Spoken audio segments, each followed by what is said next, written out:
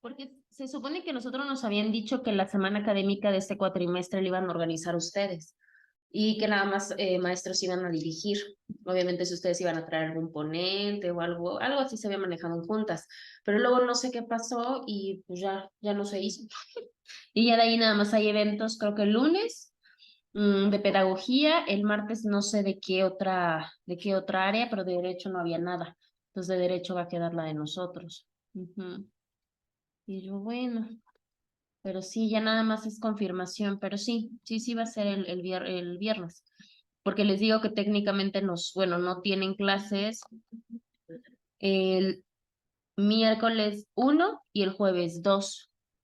Entonces, viernes, pues tampoco, técnicamente nada más sería su charla para los que estén. Y obviamente para los sabatinos, en el caso de sábado, tenemos también semana académica. Entonces, yo creo que lo que me llama la atención es que no hay como que no se recorre. O sea, no hay una parte donde se recorra. Se supone que nosotros no tendremos clase normal. Se supone, pero por ejemplo, en el de escolarizado viene marcado, como que no hay clase. Entonces, mm, sí está medio raro. Sí, porque entonces tendríamos el 16 no tuvimos, ¿no? 2, 3, 4, 5, el 6. Ah, no, bueno, es que nosotros acabamos el 28. Y es que nosotros nos había dicho que la del 16 no nos afectaba, aunque íbamos. Cierto. Sí, no, nosotros acabamos normal el 28. Acabamos el 28, el 4 no tenemos creo que clase y de ahí empieza el segundo bloque. Nada más que del segundo bloque, ahí sí se nos va a cortar. Bueno, para los que tengan, porque van a ser 6 sesiones en lugar de 7. Ujú. Entonces, ahí sí necesitamos preguntar qué va a pasar. Porque sí lo marca como, pues sí, como semana académica normal. Nada más quitando el primero y el 2, que son obviamente los días, bueno, festivos, ¿no? Por decirlo de alguna manera. Porque en el caso de Sabatino, nosotros vamos a hacer examen al final. Al final, el 28, que es de esta semana, la siguiente. Cumulativo, ¿no? Sí, sí, ahí se evalúan las 7 clases. Sí, ahí sí, para que vean, sí, va a estar medio interesante. Entonces, completa nada más tenemos la siguiente semana. Ya de ahí viene su puente, su semana académica, y entonces ahí empezamos como a tener un poquito de atorones. Y de ahí exactamente, sí, justamente es lo que platicábamos ayer, porque después de su semana entre puente y semana académica, ya tenemos una semana otra vez, normal, digamos, y de ahí viene su semana de exámenes. Entonces, sí. Ajá. Sí, sí está medio raro. Pero sí, yo les hago llegar la información cuando ya esté todo así ordenado. Ya les aviso, pero sí les adelanto que la charla va a ser en esa fecha. Digo, sobre todo porque pues es algo que les sirve a ustedes, ¿no? Digamos que los demás no nos importan mucho. Pero sí. Sí, sí, no, y es que esas sí se vienen fortísimas el siguiente año. Entonces sí, más vale como que estar en digamos que en esa línea, ¿no? Y todos en general. A ver, déjenme ver. Vamos a seguir con trauma y en un ratito revisamos nuestro ejercicio, ¿les parece? Para que no nos retrasemos tanto. Recordemos que ya estamos en nuestra siguiente rama auxiliar de la criminalística, que es la traumatología. El día martes platicábamos que en el caso de la traumatología, pues estudiaba o se encargaba del estudio de todas las alteraciones que se producían, pero por agentes externos. En la mayoría de ocasiones son agentes traumáticos que hacen que órganos y tejidos sean afectados, ya sea en su continuidad, relación, forma, estructura e inclusive en su función. Dicho en otras palabras, comentábamos que entonces la traumatología se encarga del estudio de lesiones, ¿no? Así dicho en palabras cortas. Para ello tendríamos claramente que distribuir o tendríamos que decir qué es la parte de una lesión. Decíamos que las lesiones son todas las alteraciones o los daños a la salud. La condicionante es que dejen huella material en nuestro cuerpo y que sean producidos por causas externas. Decíamos, bueno, ¿por qué causas internas no? Porque hay, por ejemplo, en el caso de enfermedades, ¿no? Que son cuestiones internas, no hay una provocación o una alteración externa, pero que al final de cuentas sí nos pueden provocar cierto tipo de daños, ¿no?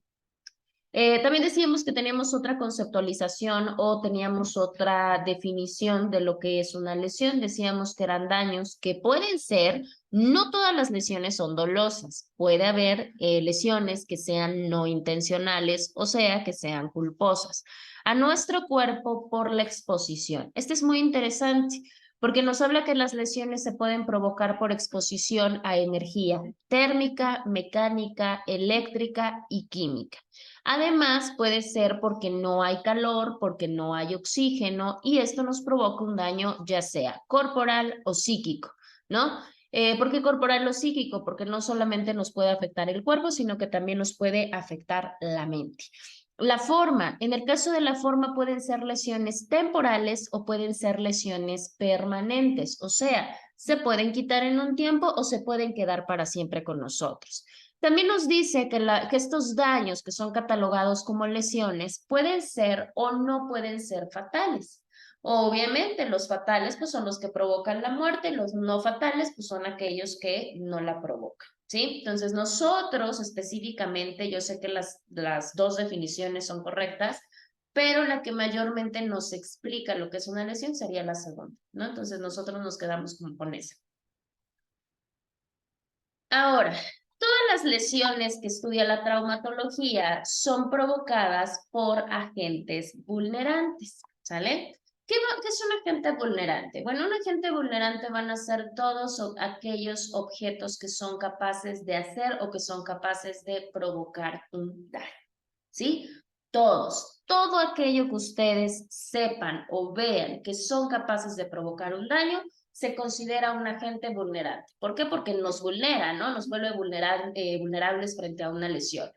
En este caso, objetos. Aquí es un tema bien complicado porque luego dicen, bueno, a ver, ¿qué podemos nosotros considerar como un agente vulnerante? Pues si nosotros no vemos, todo puede ser considerado como un agente vulnerante, porque si nosotros lo utilizamos de una manera u otra, pues puede provocarnos algún tipo de daño o puede provocarnos algún tipo de lesión.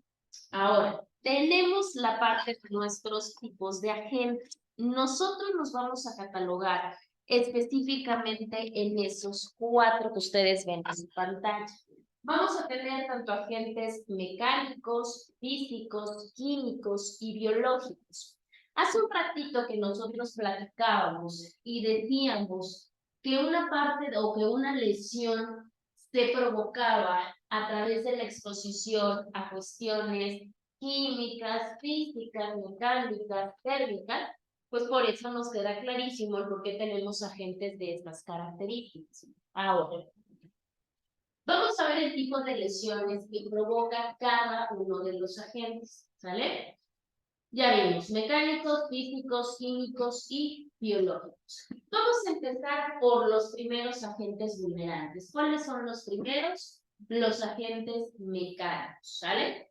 En el caso de los agentes mecánicos, vamos a encontrar los agentes contundentes, ¿sí? Los agentes contundentes van a provocar diferentes tipos de lesiones. Entre este tipo de lesiones vamos a encontrar, por ejemplo, la parte de las equimosis. Ya habíamos platicado de las equimosis, ¿no? Que eran estos golpes o estos que conocemos coloquialmente con la parte de moretones. Esos son o pueden ser ocasionados por un agente mecánico contundente.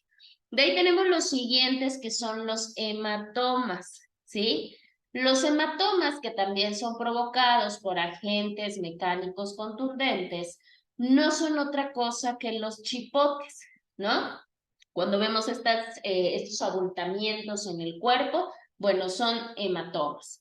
También podemos encontrar heridas contusas, lo que se conoce como contusiones, como golpes, tal cual. Encontramos también fracturas. ¿Las fracturas qué son? Las fracturas no son otra cosa que la pérdida de continuidad de un hueso. ¿Sí? Los huesos son continuos. Si se llega a romper, obviamente se pierde la continuidad del mismo. ¿Sí? Encontramos también contusiones o heridas profundas, ¿no? Que generalmente pues, son ocasionadas por diferentes agentes vulnerantes. Y encontramos los grandes machacamientos o estallamientos viscerales. Este tipo de lesiones también son lesiones contundentes. Son lesiones que se provocan por agentes mecánicos, ¿sí? Cuando nosotros tomamos un objeto o inclusive nuestro propio cuerpo lo podemos utilizar como objeto y podemos provocar este tipo de lesiones. Ya las últimas, por ejemplo, que son los machacamientos o que son los estallamientos viscerales, bueno, eso ya se ve en otro tipo de agente mecánico, ¿no? Ejemplo, pues no sé, un atropellamiento, ¿no? Ahí se puede ver. Es un agente mecánico, claro, contunde, por supuesto, ¿no? Porque provoca heridas, provoca lesiones. Ahora, ya dentro de esas lesiones que se producen por agentes mecánicos contundentes, tenemos otros. No todos son de golpes, no todas estas heridas se provocan con golpes. Hay heridas que se provocan por agentes de armas blancas, ¿sí? ¿Qué es un arma blanca? Porque luego ahí tenemos un pequeño detalle en cuanto a las armas blancas. Inclusive se ha hablado mucho de ellas en cuanto a la parte de la defensa personal. Porque luego dicen, ¿es legal o es ilegal? ¿Se puede tomar como que yo estoy portando un arma blanca o son válidas o son legales o no se pueden utilizar? ¿Qué podemos decir nosotros? Puede ser por cualquier, que todo necesariamente tiene que ser. Bueno, es que yo entiendo que el arma blanca puede ser un bolígrafo. Claro. Porque su finalidad no es lesionar, su finalidad es escribir, ¿no? Claro, la finalidad. Él escribe, ¿no? Y lo Claro. ponemos y lo ocupamos para enterrárselo a alguien. Claro. Yo entiendo que ese es un arma blanca. Cualquier objeto, su finalidad no sea lesionar. Claro. Técnicamente sí, pero al final las armas blancas por eso se denominan así, porque se supone que todas deben de tener elementos o láminas u hojas que estén provistas de filo o que estén provistas de punta. Entonces eso nos deja muy abierto el panorama, por eso luego se vuelve bien complicado.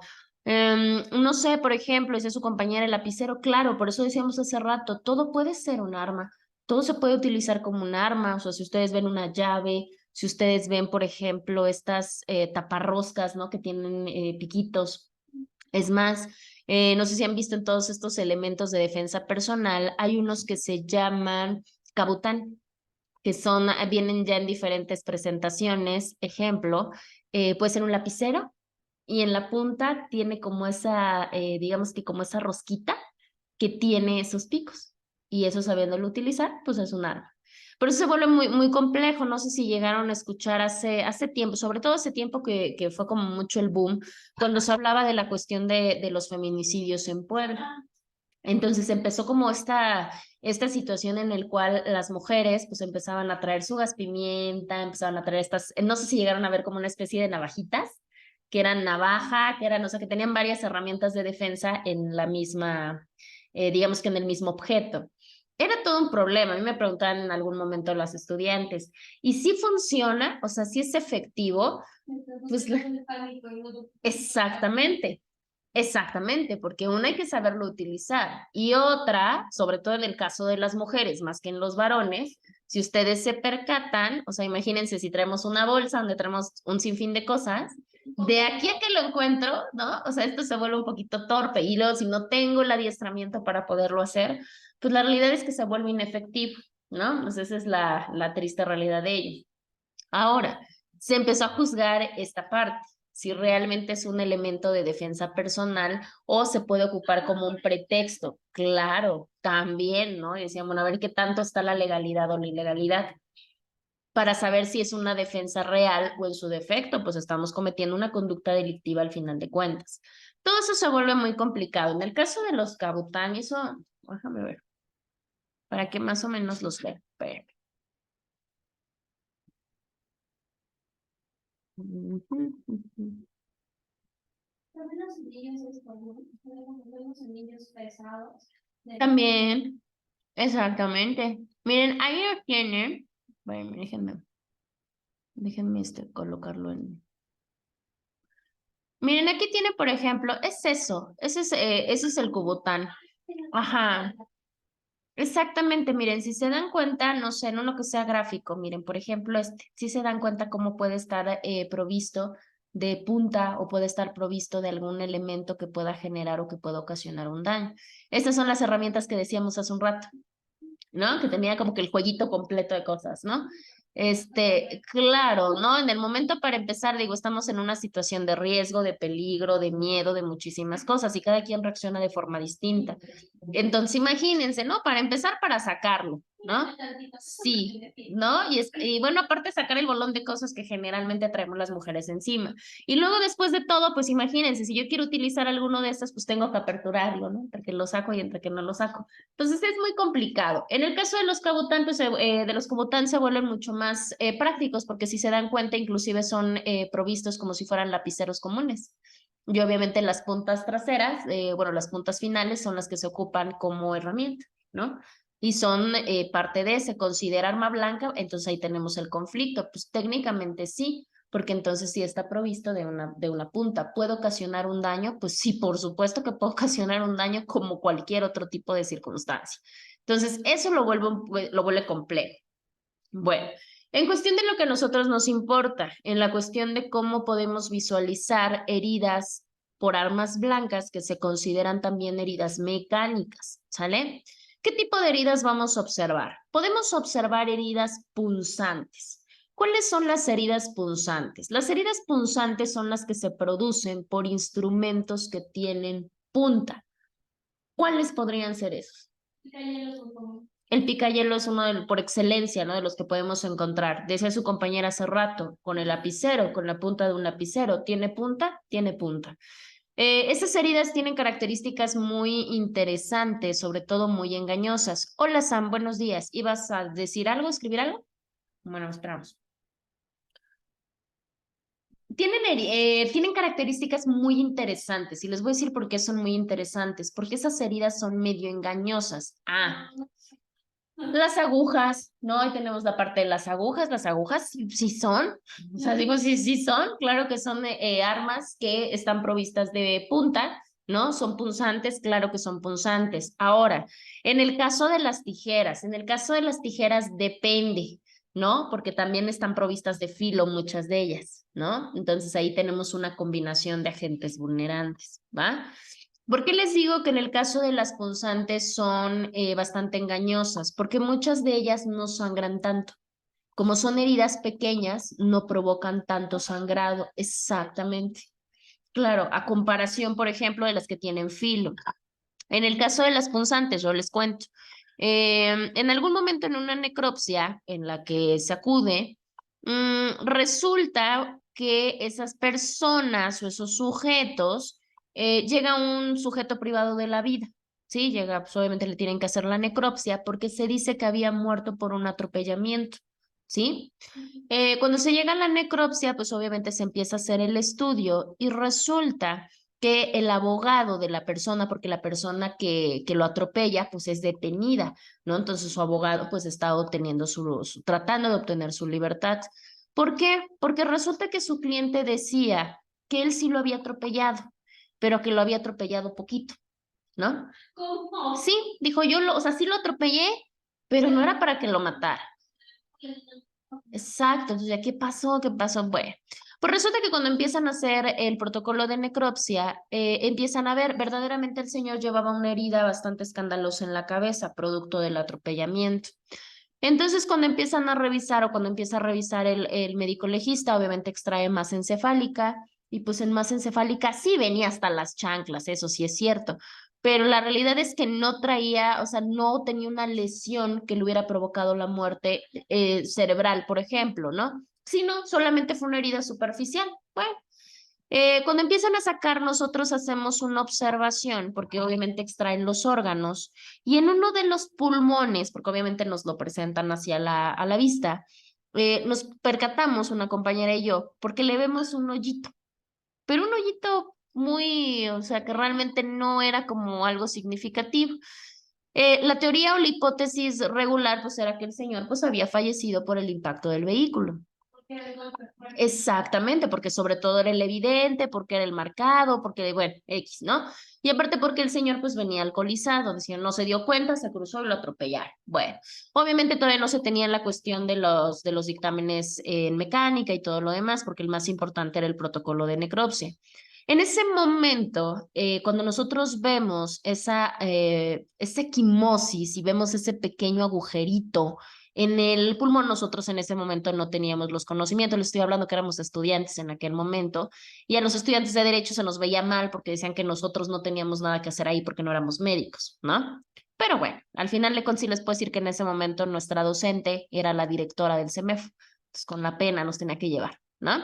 Entonces, en ese momento nosotros hacemos la observación al médico forense en aquel momento y le decimos, oiga, es que fíjese que nosotros vemos una característica peculiar en un pulmón que no vimos en el otro pulmón. Nos dice, ¿qué característica, no? No, nosotros le señalamos, pero sin saber realmente qué era.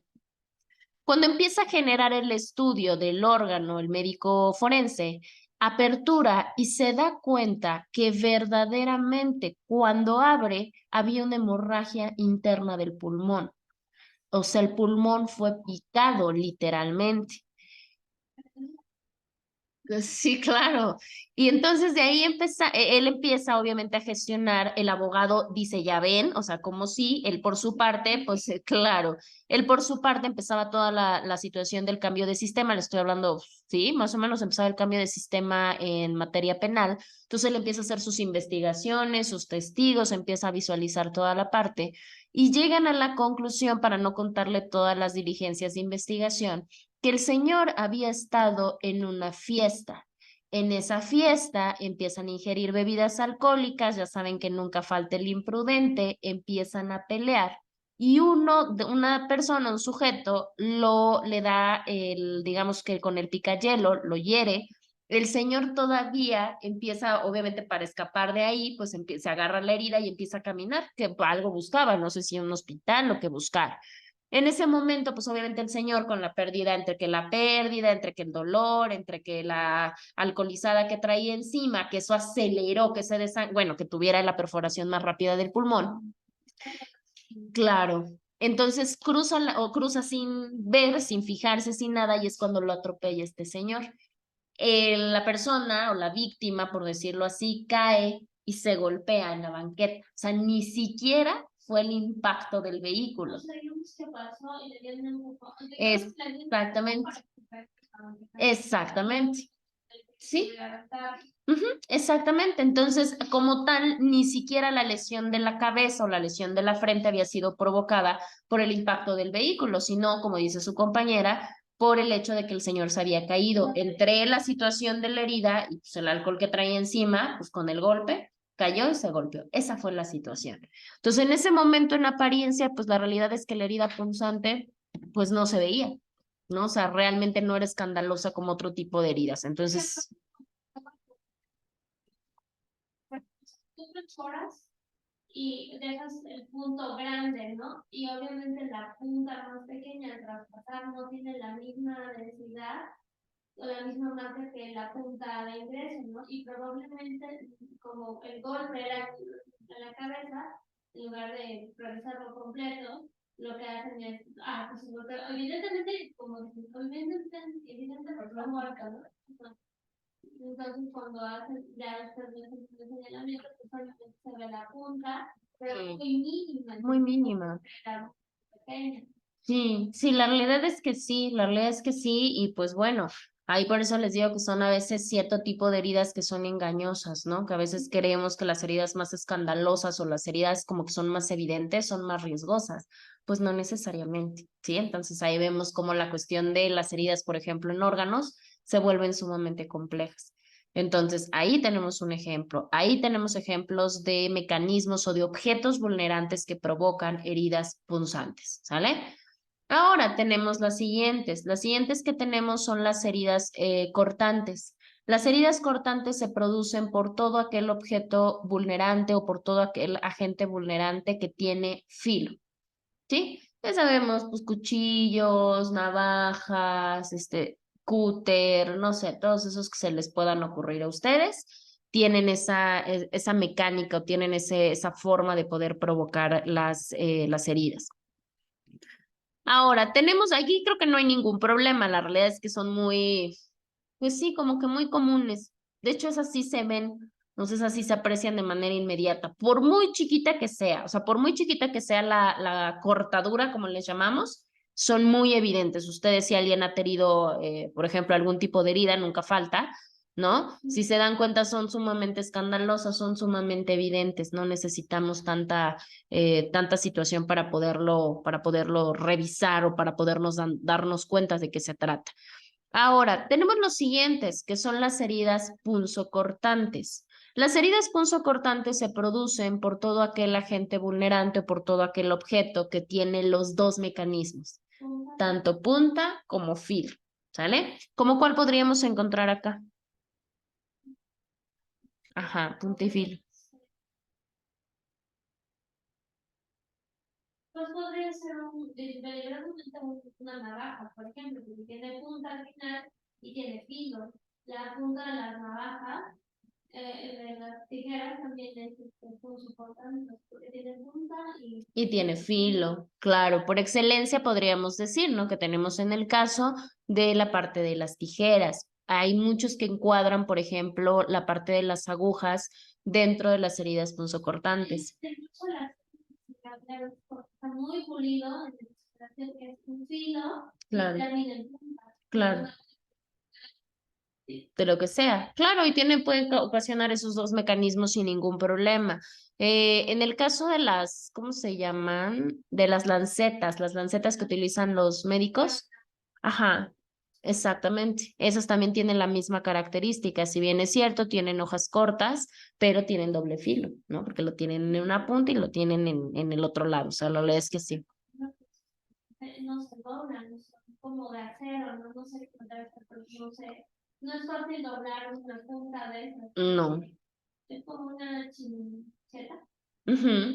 Sí, no tiene, o sea, digo, la realidad es que indistintamente de las aleaciones o de los materiales que estén haciendo el propio mecanismo, digamos, de la herramienta, pues lo hace que tenga esas dos características a la vez. Obviamente se vuelven doblemente peligrosas. ¿Qué otro podemos decir? Las jeringas también se consideran como elementos o como objetos punzocortantes, tienen punta y sí, por supuesto que también tienen filo. Las puntas son muy filosas. Ahora tenemos otro tipo de heridas que son las heridas punzocontundentes.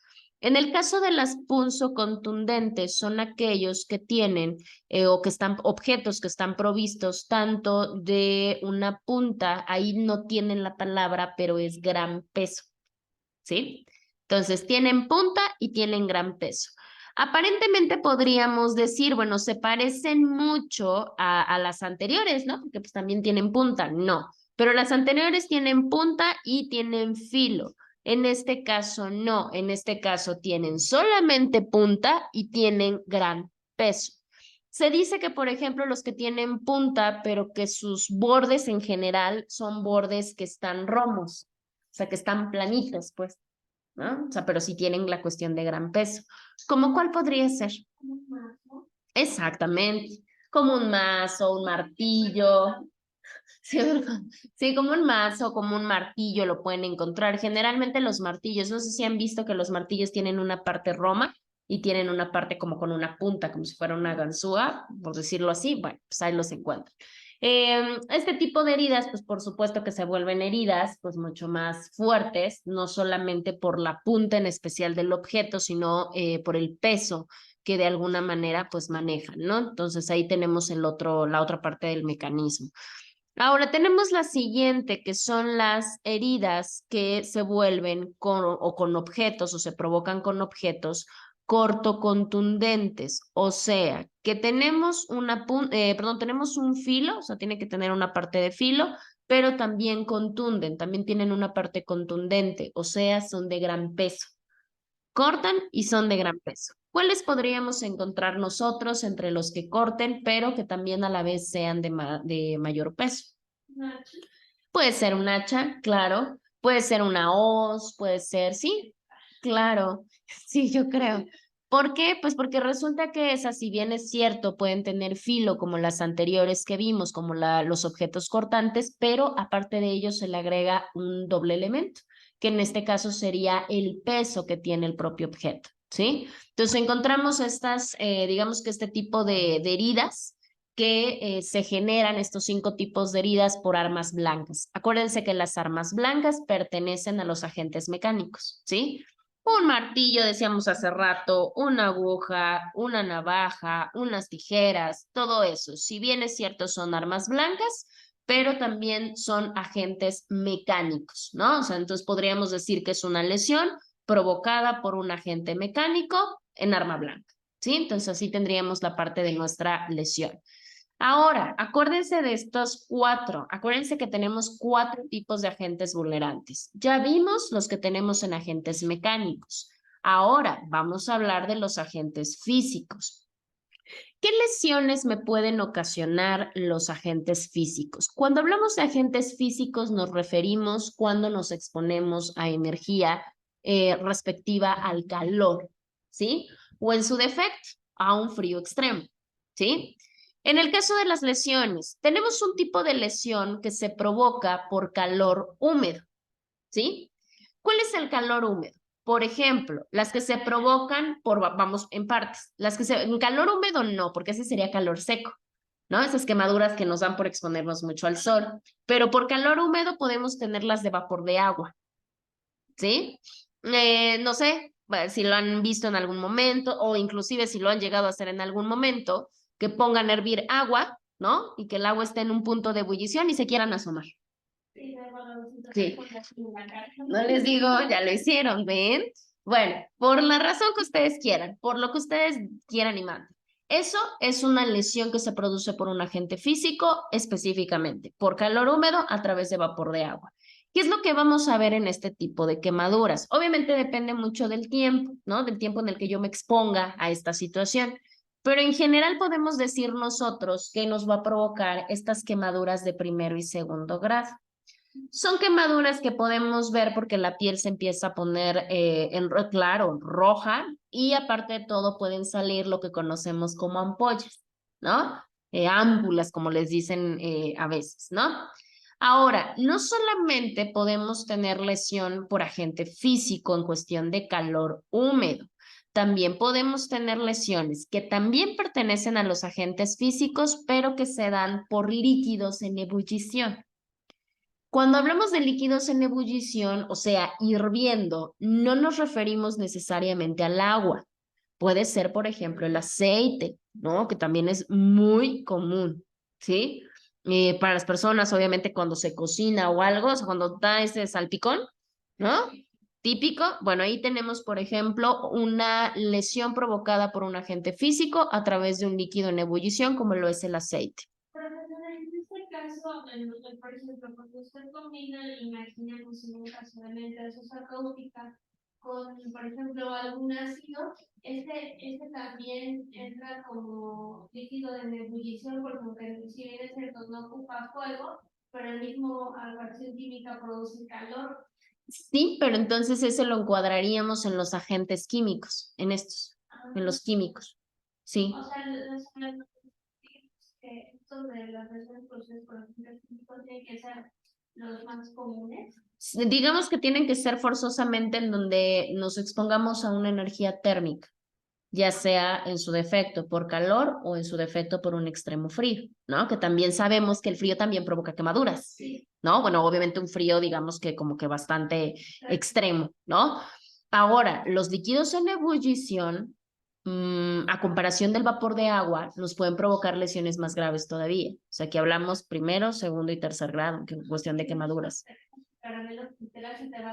Claro. Entonces, ¿qué es lo que vemos? Ya no solamente la piel se pone roja, no solamente te salen ampollas, sino que la piel se te puede necrosar, que es lo que acaba de decir su compañera. ¿No? Y hay bueno, se le llama necrosis cutáneo, que no es otra cosa que se te caiga la piel, ¿no? Obviamente la piel porque es un tejido muerto. En este caso, por ejemplo, ya se atraviesan las dos capas de la piel, tanto la dermis como la epidermis. En algunos de los casos extremos, pues sí se puede llegar a atravesar inclusive ya algunos otros tejidos, ¿no? Eso depende, digamos, que de la exposición que se tenga. Ahora, no solamente tenemos, acuérdense que en calor húmedo vamos a tener vapor de agua y aceite, perdón, y líquidos en ebullición. Pero ahora, ¿qué pasa con el siguiente? Que es la parte del calor seco, ¿sí? En calor húmedo tenemos dos. Ahora, ¿qué pasa la cuestión en calor seco? Acá es cuando nos exponemos, ejemplo, al fuego directo. Quemaduras a fuego directo, ¿sí? Esto puede ser a raíz de varias cosas. Exponerse a fuego directo nos puede ocasionar desde quemaduras de primer grado, ¿no? Como si yo agarro, prendo un encendedor y pongo mi dedo, ¿no? Un ejemplo. Ok, ¿no? Pueden ser quemaduras de segundo, de tercero, en el caso ya de una exposición más grande, o inclusive puede llegar a haber quemaduras de cuarto grado en el caso de incendios, ¿no? En el caso de incendios es un fuego directo en el cual estamos en contacto y me puede ocasionar quemaduras de ese grado. Acá vemos, puede llegar desde ampollas, enrojecimiento, necrosis como la anterior, pero también puede llegar inclusive al grado de la carbonización, ¿no? En el cual, pues básicamente ya no hay. Decimos obviamente en este caso generalmente cuando hay fuego, o sea, cuando tenemos un incendio, ¿no? Entonces ahí, pues por eso la identificación se vuelve muy compleja. Pero hablar de calor seco no solamente es una exposición, como ustedes lo pueden ver acá, inclusive van visualizando, que no solamente tenemos digamos que nuestra parte de exponernos al fuego directo, sino que también puede ser a través de objetos calientes, ¿no? Y acá lo tienen. El hecho de que yo me exponga a un objeto caliente puede, dependiendo el tiempo y dependiendo la temperatura, llegarme a ocasionar quemaduras de igual manera hasta cuarto grado. En la caja de los primeros que se calienta el hierro, el carbón directamente sobre la piel de la vaca y la cicatriz deja la figura del Exactamente, ¿no? Claro, ese sería precisamente una lesión de calor seco y que obviamente se provoca por un objeto caliente, claro. En el caso, ¿no? Las quemaduras de plancha, ¿no? Claro, también es por un objeto caliente. Si yo agarro por alguna razón, la que ustedes quieran, ¿no? Y está hirviendo no sé, lo que ustedes quieran en la cocina y voy y lo agarro, ahí me voy a provocar una situación de una lesión por un objeto caliente. ¿Podrías comentarte? Mm, Que no sé cómo los de Radmel, algo así, que ve que las estaban literal marcando. marcando. Sí, sí es quemadura, porque al final de cuentas sí es una quemadura. Porque también cuando le quitan los tapajes con la... También. O sea, escucha como literal. Ah, claro. Sí, pues es que es la piel. Obviamente lo que estamos haciendo es quemar la piel, marcar la piel a través de calor. Esa sería la realidad, ¿no? Por eso es que se puede cubrir. Sí, podría ser una exposición por objeto caliente. Y también la parte de las quemaduras por electricidad. Las quemaduras por electricidad son una forma de quemaduras o son una forma más bien de lesiones por calor seco y pertenecen a, obviamente, los objetos o los agentes vulnerantes físicos. Eso por alguna descarga eléctrica, ¿no? Sí, porque hay porque son quemaduras bastante fuertes. Bastantes, bastantes y en muchos casos inclusive ni se ven porque hay a veces zonas de entrada y de salida. Pasa ejemplo de las personas que les cae un rayo, por ejemplo, ¿no? Y no hay como tal un marcaje, o sea, es mentira, ¿no? De que la gente se pone, a veces sí, a veces no, dependiendo el voltaje y dependiendo también si hubo entrada y salida de la corriente.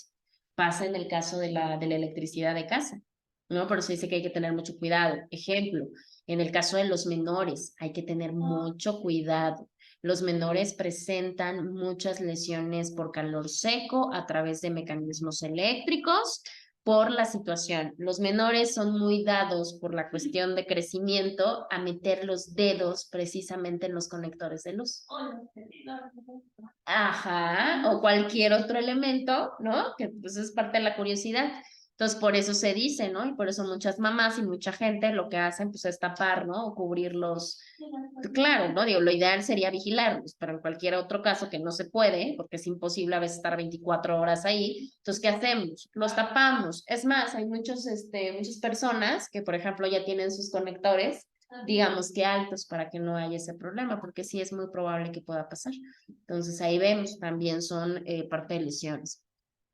Pueden provocar la parte, digamos, de una lesión o pueden provocar la muerte, claro, inclusive puede llegar a la muerte.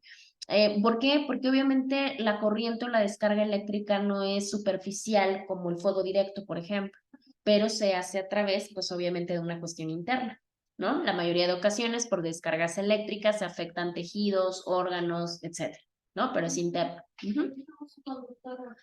Natural, por eso se dice, hay que tener mucho cuidado, ¿no? Sobre todo en fechas que estamos en cuestión de lluvias y ese tipo de cosas.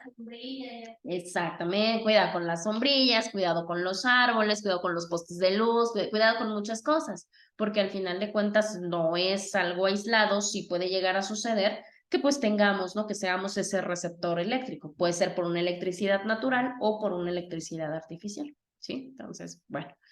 Digo, en uno de los, digamos que de los casos desafortunados. No, no, claro, por eso dicen, imagínense todo lo que sorteamos día a día en cuestión de riesgos, ¿no? Naturales, físicos, etcétera, ¿no? Bueno, ahora, tenemos la cuestión, decía hace rato su compañera, ¿no? Que era precisamente lo que estábamos comentando. Ya sabemos que las lesiones no solamente se producen por agentes tanto físicos como mecánicos, ¿no? También tenemos lesiones que se producen por agentes químicos, ¿sí? Entre ellos tenemos la parte de aquellos que se provocan por sustancias corrosivas. ¿Cuáles podrían ser la parte de las sustancias corrosivas, por ejemplo? ¿Cuáles se les ocurren? El ácido. Exactamente. Exactamente. Los ácidos son los más comunes que podemos encontrar dentro de las sustancias corrosivas. Puede ser el ácido sulfúrico, el ácido fórmico, el ácido perclórico, etcétera. Mucho. La sosa cáustica también es parte de. Ya que tenemos digamos que una parte muy interesante, porque decimos, ok, agentes químicos. Ya me dije, yo que tengo que ver con los químicos. Pues tenemos que ver mucho más de lo que creemos. En corrosivos podemos encontrar tanto los ácidos como los alcalinos. En los ácidos ya mencionamos algunos. En el caso de los alcalinos, ¿no? Pues podemos encontrar el sodio, el litio, el potasio, ¿no? Siendo de los metales alcalinos más, digamos que más importantes. No nos vamos a meter tanto, ¿no? De, bueno, vamos a hablar de nuestra tabla periódica, ni mucho menos, pero bueno. ¿Cuáles son los que generalmente utilizamos mucho? Los ácidos. Y los utilizamos, por ejemplo, ¿en qué cuestión? Pues en la limpieza, ¿no? Es muy común que para quitar grasa, que para quitar sarro, que para quitar lo que ustedes quieran. Y el problema es que hay muchas personas que no lo hacen con las condiciones y medidas de seguridad necesarias. Mucho cuidado y jamás en su vida se les vaya a ocurrir, que sobre todo se hace en lugares cerrados como los baños, mezclar ácidos. No se les vaya a ocurrir ni mezclar ácidos y cloro, que es muy común. Ay, pues para que haga como que más efecto, le pongo un ácido muriático y le pongo cloro. No vayan a hacer semejante cosa, porque es sumamente dañino, ¿sí? Claro, y estamos hablando de una cuestión inhalada, porque aparte recordemos que los baños, por lo menos en general, son lugares reducidos y son cerrados totalmente. O sea, hay baños que tienen una mini ventana, ¿no? Entonces, ¿qué es lo que sucede? Si todo esto se encierra y si combinamos aparte de todo ácidos, eso nos puede provocar grandes daños. Hablamos en una cuestión inhalada. Si a alguien, ¿no? En alguna situación y en algún descuido le ha pasado, los olores son sumamente fuertes, ¿sí? En cuestión, ¿no? Por eso se dice, también tengan mucho cuidado en el manejo, no solamente en que inhalen la sustancia o la combinación, sino imagínense la cuestión tópica, o sea, cuando los tocan, cuando les llega a caer algún tipo de ácido. Hay una cosa y veces de cómo se te duerme y luego para el chorro y el chorro y el chorro de agua, porque se te duerme y no sientes dolor, solo se te duerme y ya después empieza como a arder. Claro. Sí, claro, son muy delicados, por eso se dice, no, pues traten, ¿no? O sea, siempre tener ventilado, no mezclar, no quedarse tiempo ahí, cubrirse ojos, utilizar guantes, ¿no? Todo este tipo de condicionantes, porque si no pueden tener mucho conflicto, ¿no? En la cuestión tópica directa es muy delicada también. Porque imagínense, si eso hacen con un sarro, si eso hacen con una, ¿no? Imagínense que no van a hacer con la piel, ¿no? Ahora, depende también del tipo de sustancias. Sabemos perfectamente que no es una sustancia igual, de hecho ustedes pueden leerlo en las botellas, por ejemplo, las sustancias comerciales, ¿no? Estas que nos venden en los centros comerciales, en los supermercados, muchos de ellos son rebajados, ¿sí? Entonces son menos agresivos. Pero hay tiendas, por ejemplo, especializadas, ¿no? Químicas. Exactamente, que se encargan de esas sustancias. Entonces, si nosotros adquirimos ese tipo de producto, tengan mucho cuidado, porque muchos de ellos sí vienen con una mayor concentración de lo que es, y por eso es que provocan todavía más daños, ¿no? Entonces, digo, lo pueden probar en cualquier tipo de sustancia, pero pues obviamente tengan mucho cuidado. También entraría el vinagre. Sí, sí, de hecho, el vinagre, bueno, obviamente depende, ¿verdad? Depende del tipo de... Imaginamos a un indocumentado, vinagre de manzana, lo vendemos. Ahorita les digo, pero es acético. El vinagre es ácido acético. Entonces, sí, claro.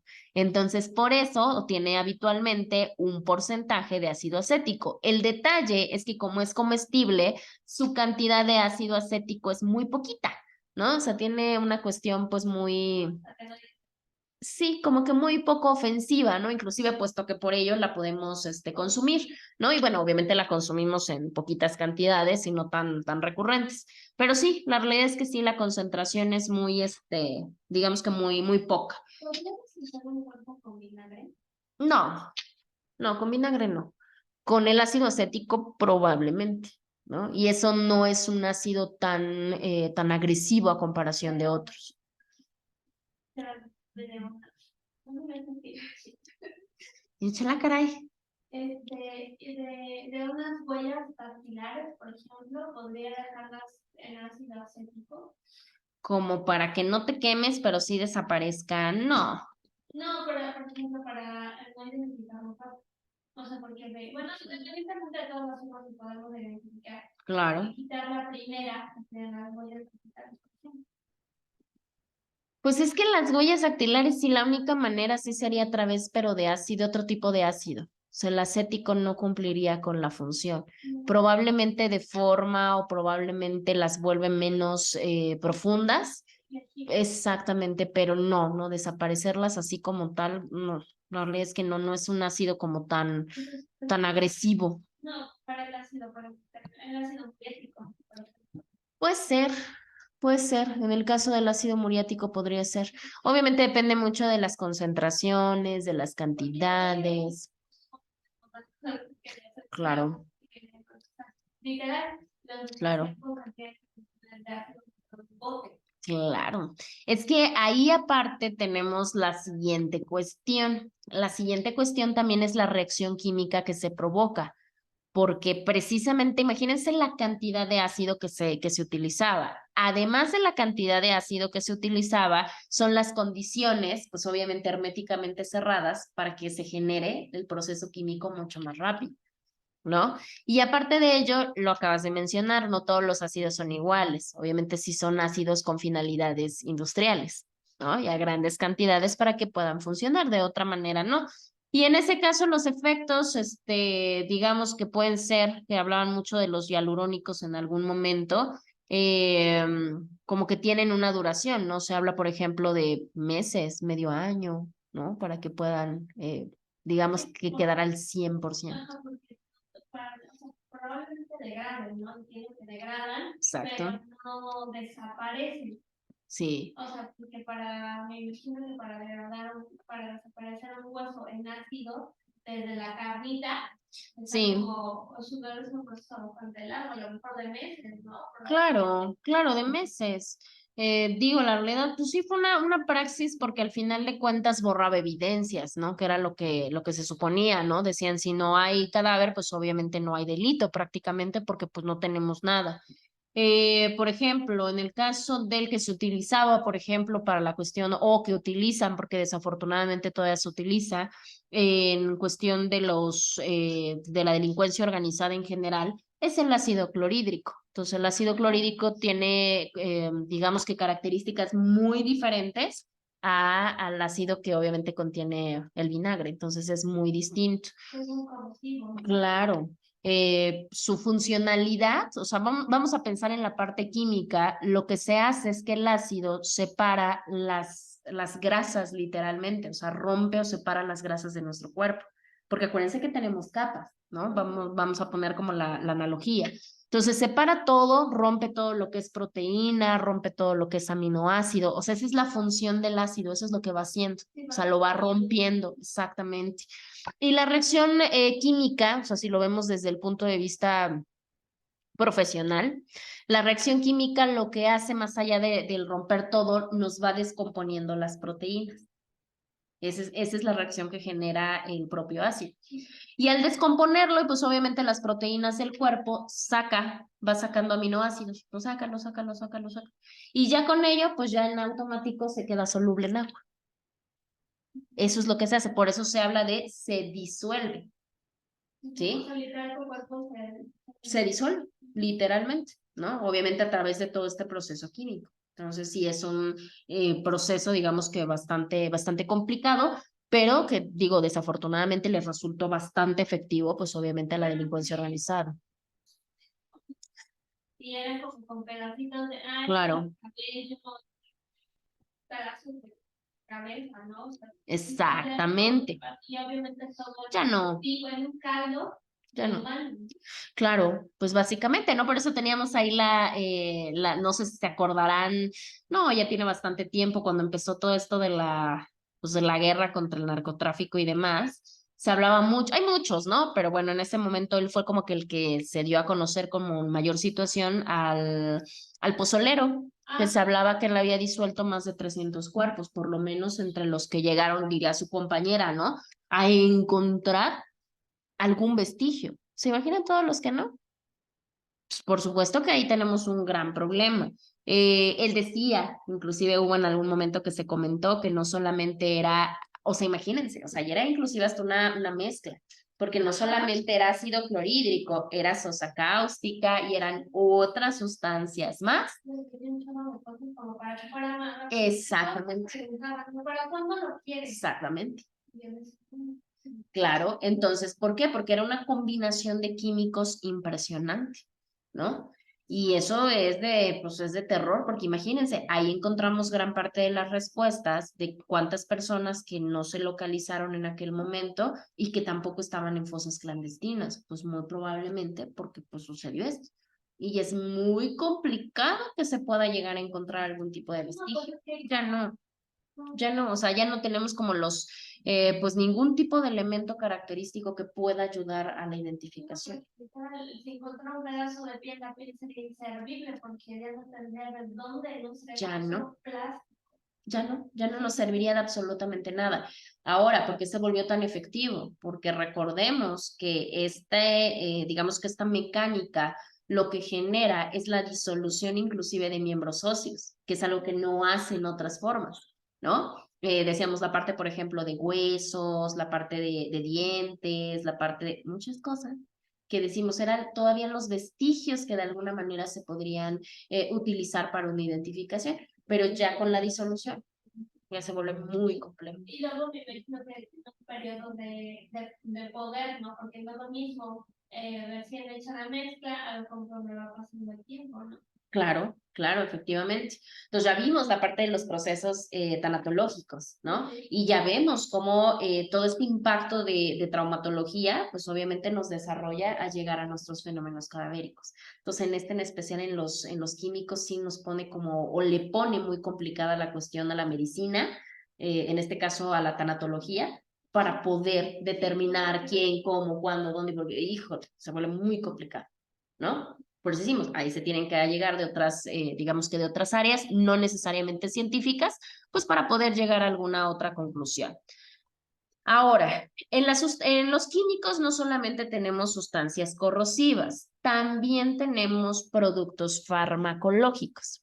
Y ahí nos vamos a quedar para que la siguiente clase pues le demos continuidad a esta parte, porque vamos a hablar del alcohol, vamos a hablar de los barbitúricos, vamos a hablar, por ejemplo, de la cocaína, de los opiáceos, que son como bastante interesantes en la mecánica química y que por supuesto que pueden provocar lesiones, ¿no? Y se ha visto dolosas o intencionales o en su defecto hasta culposas.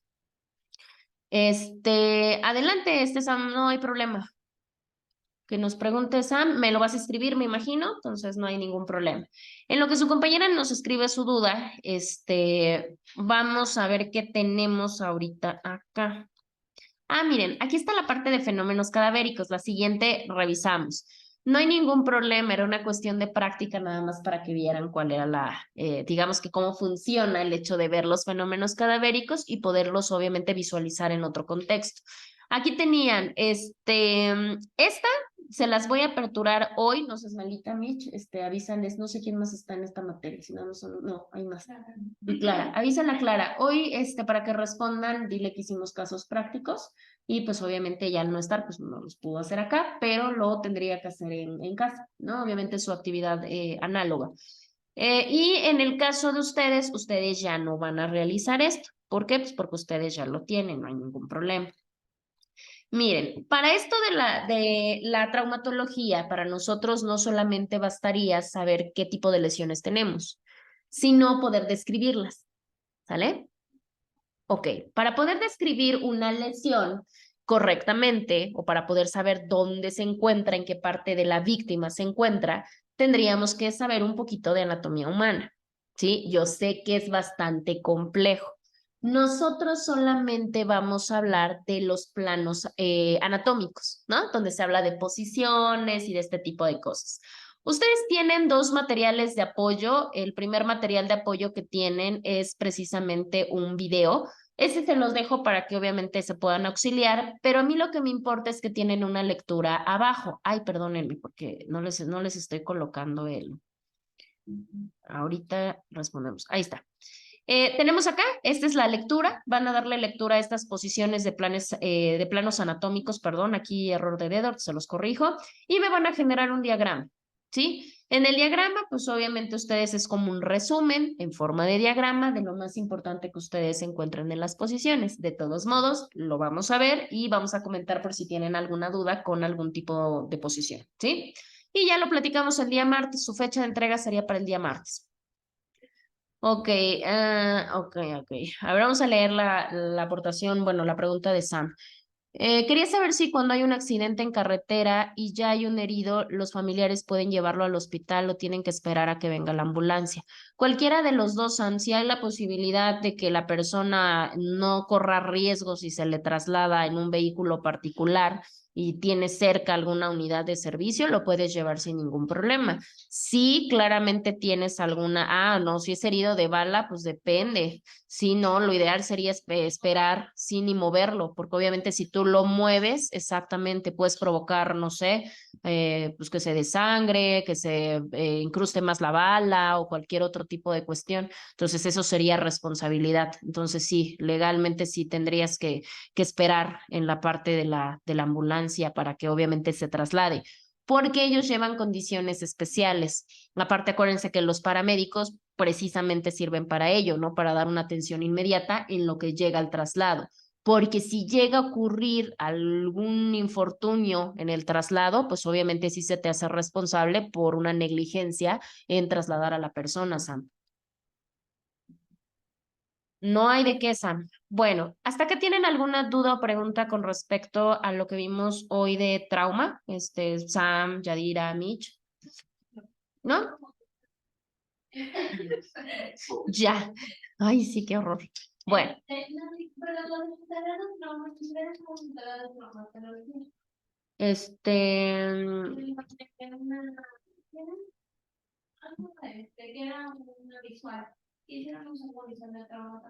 En clasificación de lesiones, ¿no? Sí, de todos modos, si quieren lo revisamos la siguiente. Digo, nosotros tenemos que ver la clasificación, aunque ustedes ya la tengan, pero sí, la platicamos si quieren la siguiente clase. Sí, sí, a trauma, sí, era trauma, luego viene obviamente la actividad que hicimos de fenómenos cadavéricos, porque se atravesaba, digamos que en el inter que empezábamos el tema, y bueno, ya ahorita la de anatomía para darle continuidad a nuestro tema de trauma. Sí, sí, sí, sí, lo platicamos sin ningún problema. Perfecto, Santos, tampoco tienen dudas. Bueno, si no tienen dudas, pues ya nos estaríamos escuchando el siguiente martes. Cuídense mucho y que tengan buen fin de semana. Bueno, sí, a ustedes todavía las veo. Hasta el sábado, exactamente, Sam. A ustedes todavía las escucho el día sábado y bueno, no a Mitch, sí, ya hasta el día lunes. Cuídense mucho, hasta luego, Sam.